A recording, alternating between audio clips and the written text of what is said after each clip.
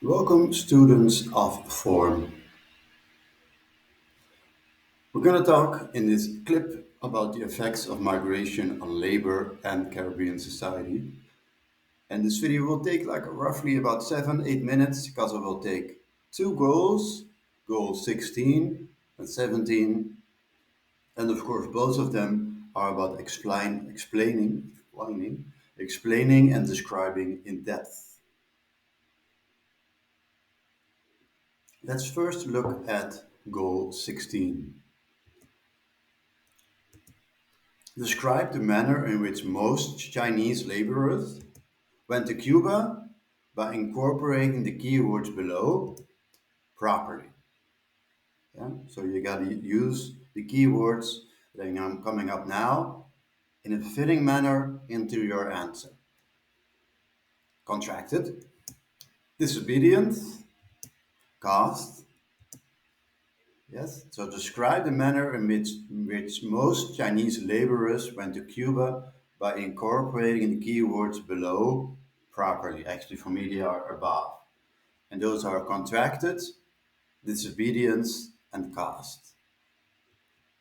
The Chinese were contracted to work for 8 years for 12 hours a day. The circumstances in which they had to work looked much like those of the slaves earlier. So, this is a point which we call in history continuity. Circumstances looked a lot like the slaves a few decades earlier. For instance, for disobedience, they could be whipped.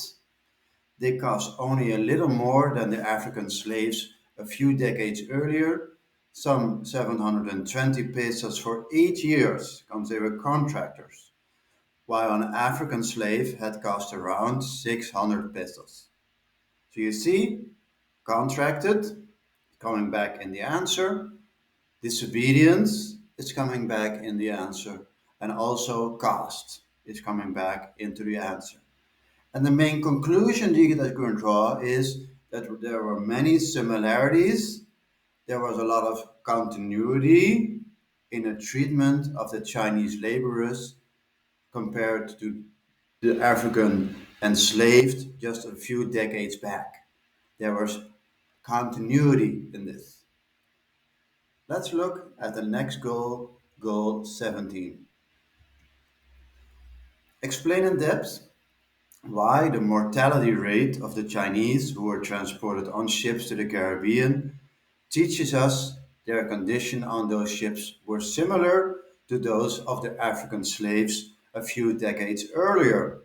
So we're going to draw the line from what we said before in goal 16 and explain why the mortality rate of the Chinese was similar to those of the African slaves a few decades earlier.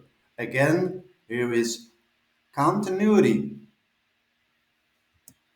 The mortality rate of the Chinese who were transported on ships to the Caribbean teaches us their conditions were similar because the mortality rate during their transport was 19% at its peak, at its height. This is only somewhat better than the mortality rate during the transport of enslaved Africans a few decades before. The comparison shows us the circumstances during transport were still exclamation point exclamation point harsh.